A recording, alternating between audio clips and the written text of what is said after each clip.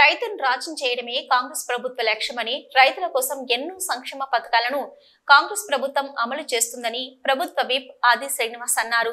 Vemulawada rural మండలం వట్టెంల గ్రామంలో వేములవాడ ప్రాథమిక వ్యవసాయ సహకార సంఘం వారి ఆధ్వర్యంలో 23 లక్షలతో నిర్మిస్తున్న నూతన గోదాం నిర్మాణానికి నాప్కాబ్ చైర్మన్ కొండూరు రవీందర్ రావుతో కలిసి భూమి పూజ చేశారు. ఈ సందర్భంగా రైతును రాజుగా చేయడమే ప్రభుత్వ లక్ష్యమని, ఆ దిశగా ప్రజా ప్రభుత్వం ముందుకు పోతుందని, సహకార సంఘాలు బలోపేతమయ్యే దిశగా కృషి చేస్తామని, రైతులకు ఉపయోగపడేలా ప్రతి గ్రామంలో గోదాంల నిర్మాణం చేయాలని అన్నారు.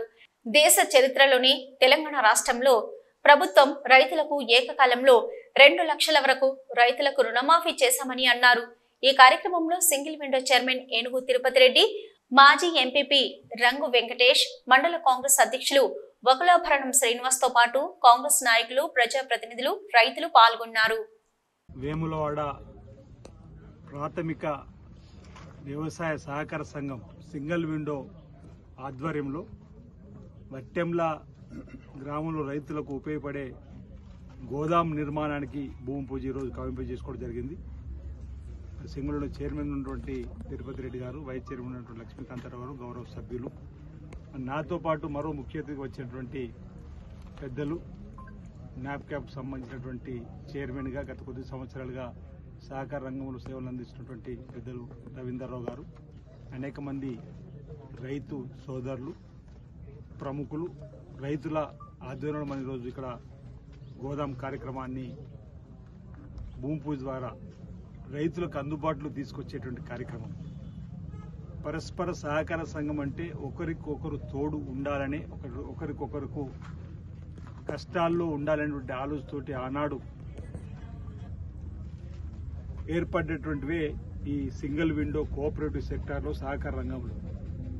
ఒకప్పుడు సహకార రంగంలో ఉన్నటువంటి బ్యాంకుల ద్వారా చెప్పినట్టుగా రుణం తీసుకున్నప్పుడు కూడా కట్టలేని పరిస్థితుల్లో ఉన్నప్పుడు పడ్డటువంటి ఇబ్బందుల నుండి సహకార సంఘ బ్యాంకులు నష్టాల్లో నుండి లాభాల బాటలో కూడా దివంగత ముఖ్యమంత్రి రాజశేఖర్ గారు ముఖ్యమంత్రి అయిన తదుపరి సింగిల్ విండోలో కూడా ప్రాధాన్యత క్రమాన్ని పెంపొందించి సింగిల్ విండోలను కూడా బలోపేతం చేసే లక్ష్యంలో తీసుకున్నటువంటి నిర్ణయాలలో వచ్చినటువంటి పాలకవర్గాలు కూడా రైతులకు అండగా నిలబడే విధంగా ఉండడం వల్లనే నేను అనుకుంటున్న వాణిజ్య బ్యాంకులు ధీటుగా మీ సహకార బ్యాంకులు కూడా ఎదిగినాయని చెప్పిన మాట ఈ సందర్భంగా చెప్పక తప్పదన్నమాట ఈ సందర్భంగా చెప్తూ, ప్రభుత్వం కూడా ఆనాడు రాజశేఖర్ గారు ఉన్నప్పుడు రైతులకు ఏకకాలం రుణమాఫీ చేసినాం, మన్మోహన్ సింగ్ గారు ఉన్నప్పుడు, ఆ తర్వాత కూడా రుణమాఫీలు జరిగినాయి.